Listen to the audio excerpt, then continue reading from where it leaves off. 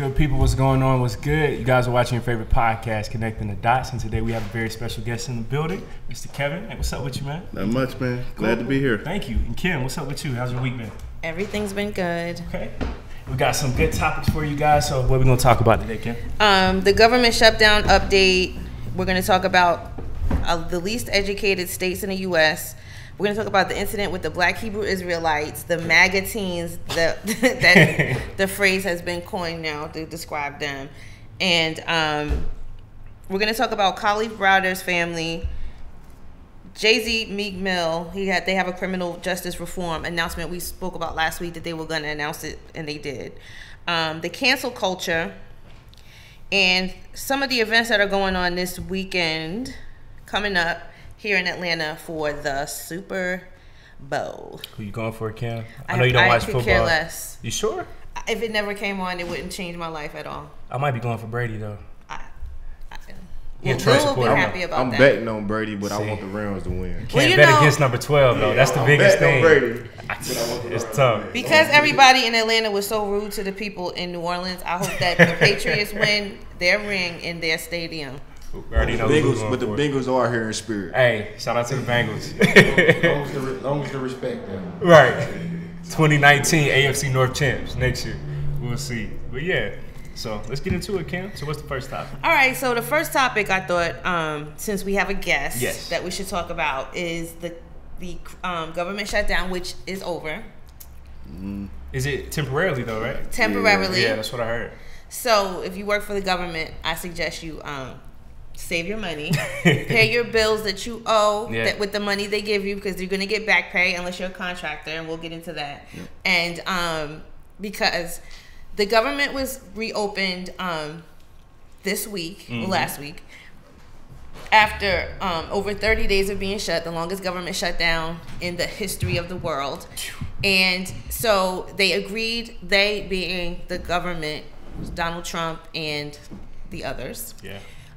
They agreed to a settlement, so to speak, or they agreed to not fund the wall. So this is an agreement that we talked about a couple weeks ago. What they were proposing, they could have done nothing. They didn't have to shut the government down because they already told him no the first time he asked for that, and he went and asked for the same thing anyway. Right. And so just to get the government open, and it's only going to be open until February 15th, I think. And so he already said if you don't give him what he wants by then, he's going to do it again, or make a state of emergency where they just do what they want to do. Wow. But I don't even think he can do that. He can, but it's bad if he does. Yeah, I mean, because then we're bordering on the line of, I don't know. Well, what he could do is declare a national emergency, right? And at that point, it's not the same as declaring war. But if he declares a national emergency, pretty much our government and our military can act as if there is a war, and they could do whatever they need to do. He has that similar power. Yeah. So what he would do is then have the Department of Defense actually build the wall. Whether it be through using the Department of Defense budget, he could actually send troops to do it, whatever he wanted to do. And then for me, that's like the polar opposite of what he said. So when he first said was we're going to build the wall, and Mexico is going to pay for it. So we're going to build it using foreign money. Right. Got you. Okay. Now he's actually, if he declares a national emergency, to me, now he's going to do it and make our military pay for it. Got you. That's the polar opposite. You know what I'm saying? Yeah. That's like, you going to jail and the person who did something to you is paying restitution. But then you say, no, my kid going to pay my restitution. Got you. It's the exact and then he's saying that the new trade deal that he is proposing would pay for the wall. Wow. Because you make other countries pay more for exports, imports, and then that's money that we'll have, and we'll use that to. That's what he's saying. Yeah, because I mean, honestly speaking, and I already know you're probably well acquainted to this issue, but building this wall, don't you think that Mexicans that they can build tunnels or they can come through the Pacific Ocean, the Atlantic Ocean, Canada as well? So here's my question for people that support Trump. If you think that the opioid crisis is the issue, which we already know there's an epidemic in this country, the pharmaceutical companies in this country need to be the ones that are held accountable for that, because In a lot of states, they set up emergency clinics, right? And you could go in and you can get as many pills as you want because the doctors are writing those prescriptions. And Google it. Doctors have been sent to prison for just over-prescribing pills. Drug dealers, pretty much. Right. Yeah. Like, you know how they pop up with these little emergency centers? Well, the ones in Florida, for example, the ones in Florida were just like, come get some pills. So people got addicted to it. Gotcha. Yeah. And if that is truly the problem, what does Mexico have to do with that? I mean, surely they do bring stuff or whatever. I'm not saying that, and I'm not saying we don't need the security because we do. Right. But that's not the ultimate. You don't need $5 billion. 50. How much is it that he's asking for? Something crazy. It went from like 5 to 7. Yeah, it keeps going up for that. Well, so I'm a veteran, and I look at security. Yeah. Different. We need something. You know, I haven't met a single person that said, let's do nothing, right? Gotcha. So what he already has is 1.2 billion approved for the wall, but that's not for a new wall. That's just for maintenance and repair of the existing stuff. So he already has 1.2 billion, but you have to attack that kind of stuff in parallel. So you got to have a wall, you got to have tunnel defense, you got to have a lot of different things. And I think in my opinion, the wall is just a symbolic thing. So but it's not going to be an effective measure, because then with a wall, every time they puncture the wall, now you got to think about the cost of ownership. Gotcha. So now forever, you're going to be repairing a wall where somebody say, let's just get a van, put a brick in it, and drive this van. You got that, explosives, everything. Other things. So he also said that he wants better technology. He wants drones. He wants cameras. He wants. But still, like, it's a wall. Like, you can go on an airplane. There's so many different options. Now, if he had said that, if he had said, I want to put up these towers every 1,000 yards or something, and these towers are going to transmit signals that can look down in infrared and see below the dirt. Now, if he said that, I might have been like, all right, here we go. This is something, because it can detect movement. It can see under the ground. But a physical wall, that's different. And I look at cost benefit. What could we be doing with that money somewhere else? Right. So when it came to healthcare, where's the money coming from? There you go. Right. When we talk about free college, where are we gonna get the money from? Right. But we talk about a wall. We gonna find this money for this wall, or we gonna white supremacy, the priority isn't there, man. The priority just isn't there. So getting back to you and the reason why we asked you to come, because of your experience. I mean, you were government contract, so we own them now. You're back on the contract. So thanks for having me first. Oh, you're welcome. Because I sit and watch a lot of stuff, news, and people really don't understand the full impact of the government shutdown. Yeah. So they always talk about furloughed employees, right? And then it stops there. And then you get the narrative is, well, they're on like extended vacation, because once they show up, they get their money back, which is true to some degree. Right. That when they when the federal employees show up, they're going to get full back pay.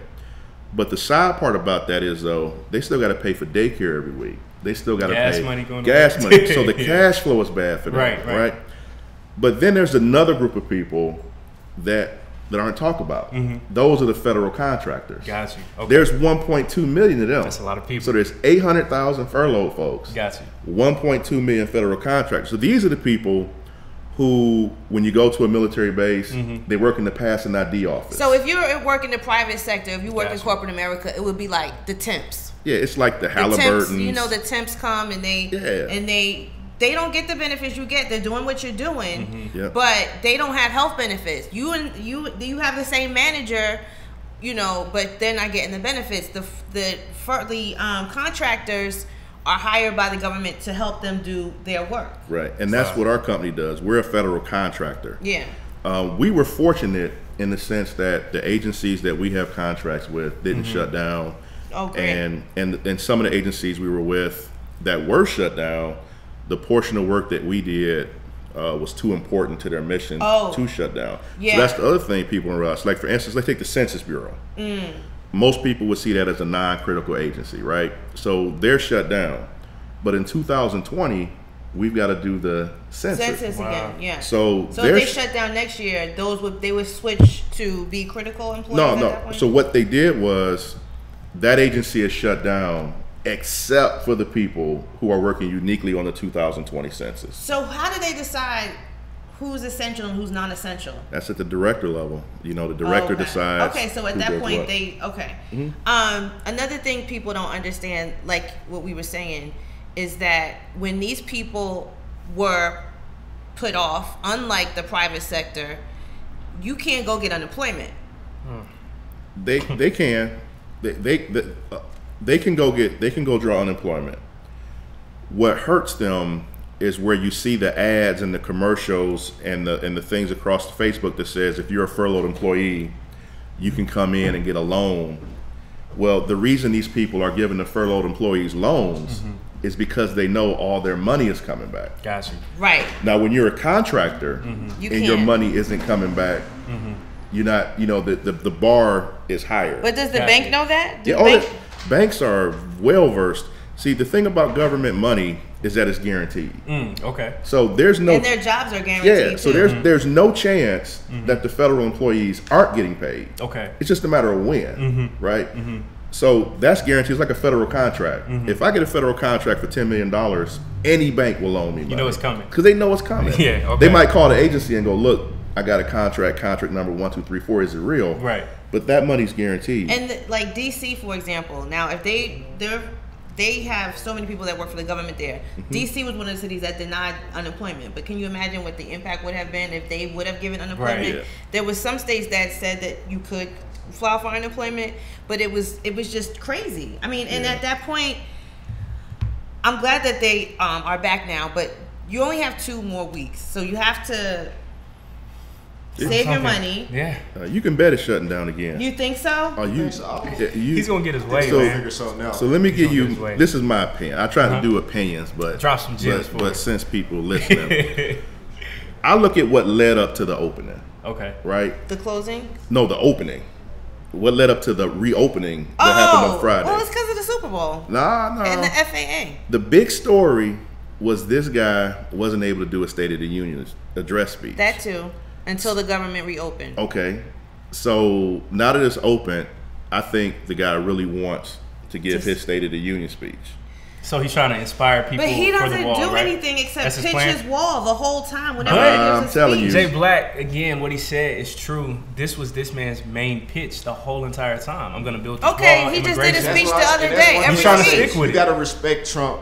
He's following through for what he said. He said before in his campaign he wanted to build his wall, and he's standing on it. Well, even though we don't agree with it, he's standing on it. He told you what he was going to do. I want the complete sentence, though. He said he's going to build the wall, and Mexico's going to pay for it. So he's not following through on the full sentence. Okay. He's just following through on half of it. But in my opinion, I think he wants. I don't think the Super Bowl was really a big factor because you're only really talking about two cities traveling. The airplanes. When the other thing that happened the other day was that the airplanes were being delayed from LaGuardia, or LaGuardia had a ground stop. Okay. Because so many of the air traffic controllers called out because they weren't getting paid. So that started a trickle effect through all the airports. And Trump's, the one that has Trump on it, that airplane, guess where the parking lot is? At LaGuardia. So I was like, I think that, and then the fact that the Super Bowl, because let me tell you something. On my way here, I saw the feds already. Yeah, me too. So and it's Sunday. There's a, the little thing where the electricity is. All those little electricity towers. Yeah. I saw that. It's over there, and there used to be like one Fed that guarded it once in a while. Baby, it's like 5 feds over there now. They're chilling. They got porta potties out there. So I'm like, they needed this to go smoothly because people weren't going to come. Do you know? So, scary thing too, we saw in my apartment at State, they had vans pulled up picking up homeless people, driving them away. Wow. But they did the same thing for the Olympics. Already. That's crazy. Yeah, they did that for the Olympics too. Throwing them in the van and driving off. It was like 6 cop cars and vans picking up homeless people and dropping them off. I wonder where they taking them to. Probably like Clayton County shelters. It's been cold too. Outskirts. When it goes below a certain temperature outside, they open up shelters for homeless people. But in Atlanta, like homelessness is so big too. So They all sleep like right out there. It affects everybody. Well, so sorry to change the subject. We're gonna move on, but thank you for your input as being a federal employee. Cool. Actually, no, too, Kim. One more question as well, because I've been asking this in class all the time. If this does happen, is it really that big of a deal? Yeah. Okay. So there's another thing that the department, the dude who's over the Department of Commerce, he made this statement that it's only affecting 800,000 people. Yeah. And when you look at it across gross domestic product, it's like 3% or 1%. Right. Which was scary coming from him because there's this thing called the theory of multiplicity. Okay. And what that means is whenever a dollar leaves the federal treasury, it touches hands 7 times before it goes back to the treasury. Wow. So you take the 800,000 employees, the $1.2 million contractors, that's 2 million people. So the money they're not getting, so now I'm not paying the daycare. Right. The daycare person is not paying their staff. Right. They're not going to the gas station. Right. The gas station ain't paying the vendor. It trickles down. Okay. 7 times. And it says here, the Washington Post reported the IRS is going to need at least a year to recover from the government shutdown. Yeah, because of the multiplicity. Yeah. Got you. Okay. So if just think about the wraparound services. So I'm in DC and I own a daycare. Or I'm a home daycare. But if my folks are furloughed, my customers are furloughed, they're not going to send their kids to me. They're going to keep them there.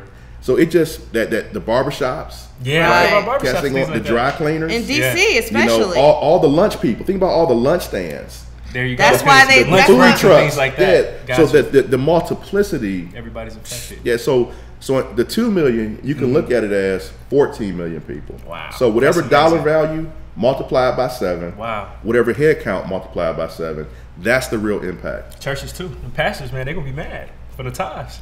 They're gonna be there. And if they're doing it right, they're actually losing money for the 10% because the people come and saying I need. So not only are they not giving the 10%. They're asking for if the church gets down like that. Right, there we go. And that's another comment that Trump made when they reopened the government, or like the day before, he was just like, "Oh, you could go to the bank and get a loan, and you could go to the grocery store. They'll understand. Just get some food." They'll understand. They were just so they don't get it. They don't get it. Crazy. This is the consequences of the decision that we made as a country, as voters. Yeah. Now you see the consequences of who you voted for. You gotta vote. That's the one thing I want to say. If, a personal liberty, if I could. Oh yeah, most definitely. A lot of us don't understand the significance of voting. Yep. We think it doesn't matter. I used to be that way. Yep. And I want to just give 2 quick things. We had a governor election here, right? Now, whether you for or not, Stacey Abrams lost by 25,000 votes. That's a lot. There were at least 200,000 people that stayed home. Now individually, we talked about that. in a 20, does one vote matter? No. But collectively, yeah. And then you got cats. See, our generation, man, if it doesn't affect our pockets, like today, me and mine, if it ain't affecting me and mine, I don't care. Right.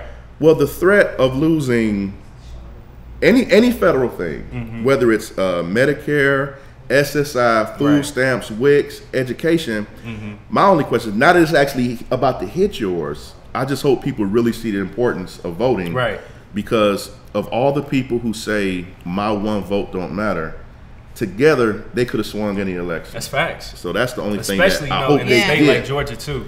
Because one guy, in their mind, and it's a lot of truth to it, one guy was about to cause them to lose all their benefits, including Section 8. But they could have voted for that one guy and chose not to. So I just hope they just rethink voting. So what do you say to the people that say, Hillary won a popular vote? That's a good question. Yeah, so well, I think that I mean, the Electoral College, I think that in that case, then you need to focus more on the states that have the most Electoral College votes and get into those people Ohio, immediately. Because like I've never lived in a swing state. I've always lived in very liberal places, you know, major metropolitan cities and areas where, as we've seen, we talked about this in a previous episode, studies show that the more that you live around different nationalities, races, and religion, the more you're probably going to vote Democratic or for a person that has, you know, what they would consider right-wing in a country policies. In a country like ours, in my opinion, you have to have an electoral college. Otherwise, if you did popular vote, California, Texas, Florida, New York, they would decide. So if all the racists decide to go to those 4 states and move there, move there. So you have. So the reason there's electoral college is to keep those heavily populated states from dominating the entire election. So you can win the popular vote by winning those states, but because it's 50 states, you still got to show love and get appreciation. And here's from the thing other about states. Texas. This is the thing about Texas I don't think a lot of people know. When you live in Texas, your kids learn Texas history. Like, it's all by design. You know, you're going to learn to preserve that republic. The Alamo, remember the Alamo and things like that. So if you are taught your whole life, remember the Alamo, and then you turn 18 in 2016, and you got to vote for somebody that wants to build a wall to protect the area that you fought for. You know what I mean? Oh yeah, I'm with that wall. Yeah. You know what I'm saying? So it's like that's a lot of people. Texas is humongous. It's the size of a small country. So we're gonna keep up with what's going on, and if the government shuts down again, you know, we will be here to let you know. That's crazy. So thank you for your input on that. But we want you to stick around if you are willing to. Yeah, always.